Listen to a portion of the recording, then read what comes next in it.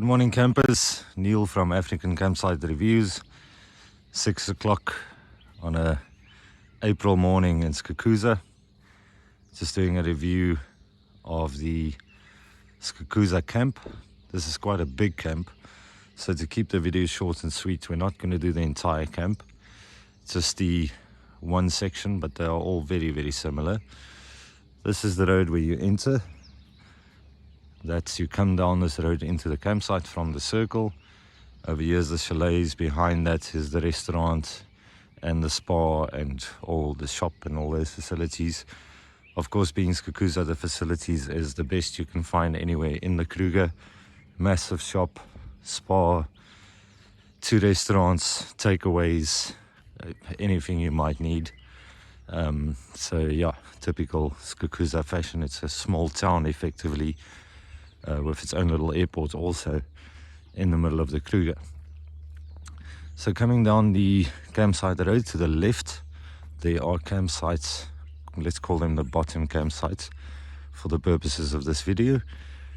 And then to the right here, there's a little hill which I prefer in terms of camping. The ones to the left is nice, nicely shaded and everything, but we had about 4 days of water, of rain, and a lot of those campsites were absolutely drenched during that time. The ones on the right is slightly more sloped, which provides better drainage and, in my view, a little bit more privacy than the ones down here, because they're all stacked up right next to each other. These ones at least are staggered. So I'll take you through a little walk and then we'll talk through it as we go.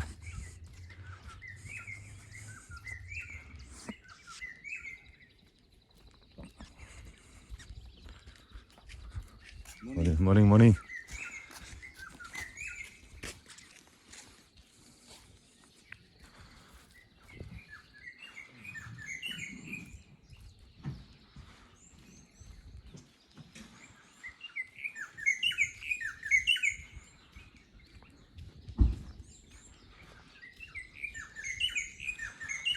Okay, so to your right here, you'll find a few campsites in the middle. At the back, you'll see the fence. If you are lucky enough, you'll get a fence site. There are hyenas and some wild animals patrolling the fence at night. Of course, a fence site is always great, but if you can't find one, there's ample others to choose from. All sites have electricity and water. Water taps are located. As we go through the video, you'll see these green boxes to the left-hand side, these ones here. Right next to them typically is your refuge and your plugs and your water taps. Here's a prime example of a fence-facing site. This is a safari tent, so it's not a tent or a camper as such, it's a permanent tent rented by Sandparks. The pollution's right in the middle here. Really nice, very well kept. Staff are on site till late in the evenings and early in the mornings, cleaning up after everyone. There's also laundry, anything you might need. Permanent hot water. The hot water here has been amazing. I don't know what their geyser system is, but in some mornings, like this morning, the bathrooms were packed and you never have a problem with hot water. So this little road up here is all safari tents. So these are the permanent tents which you can book with Sandparks.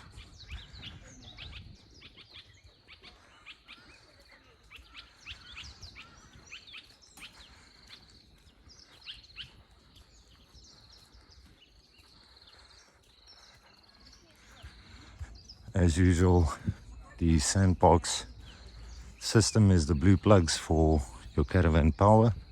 So make sure you have a blue plug. If you don't have one, they sell them at the shop, but I'd rather get one beforehand because sometimes the ones at the shop are sold out. Water points is a typical 1/2 inch copper tap.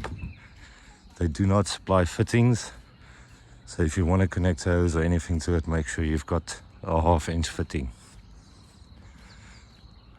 For tent campers, to the right over here is a communal kitchen equipped with gas stoves and everything you might need. There's another one at the bottom where the video started. Some more campsites here to the left. Of course, being the Kruger, this gets very, very hot.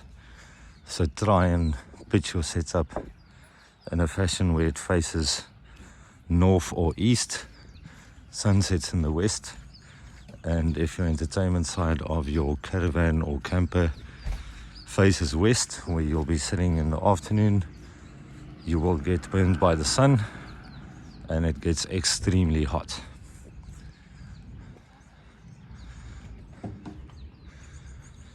There's a lot of people in the showers and toilets at the moment, so don't want to go in there and invade their privacy. So unfortunately I can't take a video of that for you now. Everyone's getting ready for a game drive, but as I mentioned, exceptionally well kept. Hot water all the time, no issues whatsoever.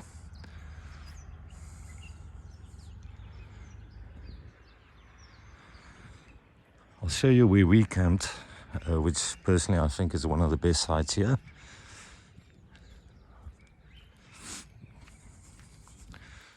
So this road here, if you turn to the left, which we'll do now, we'll be back at where we started.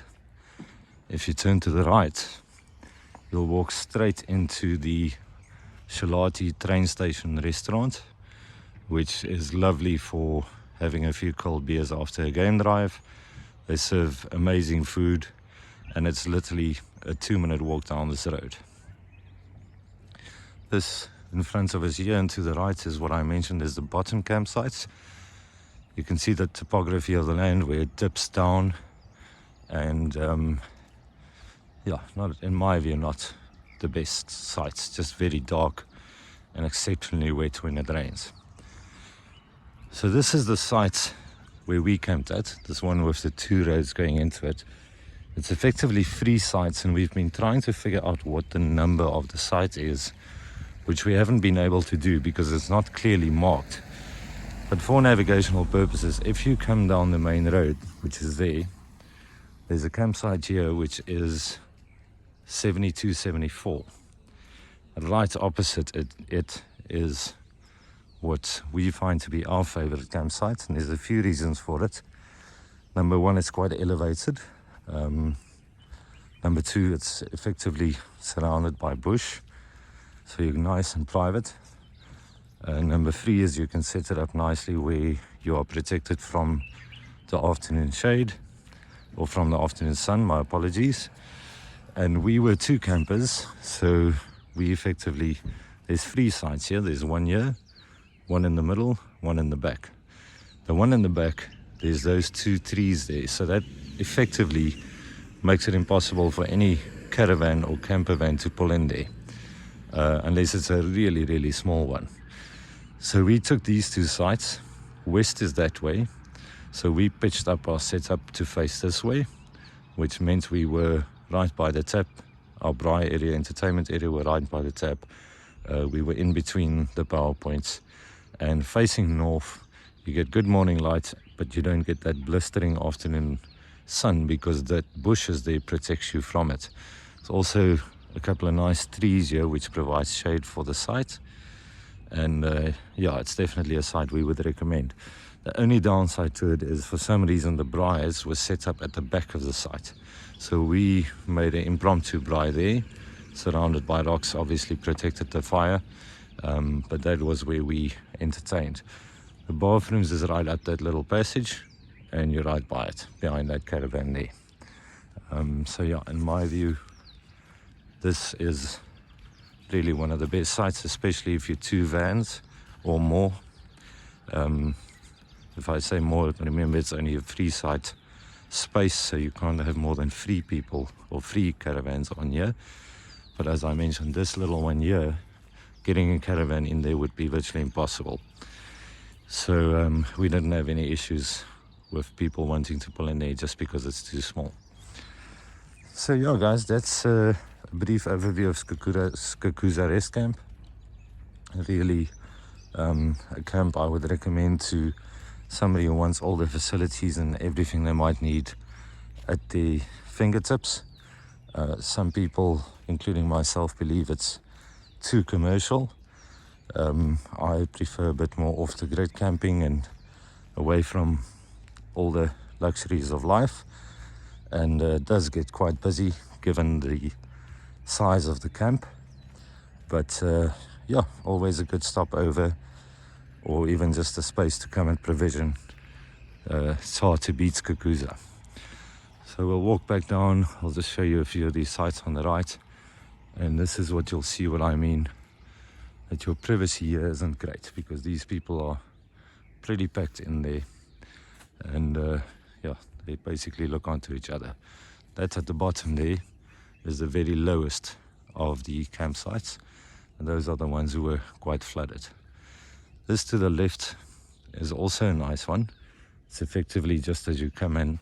What makes it nice is it's got a really lovely little dry area underneath the tree there.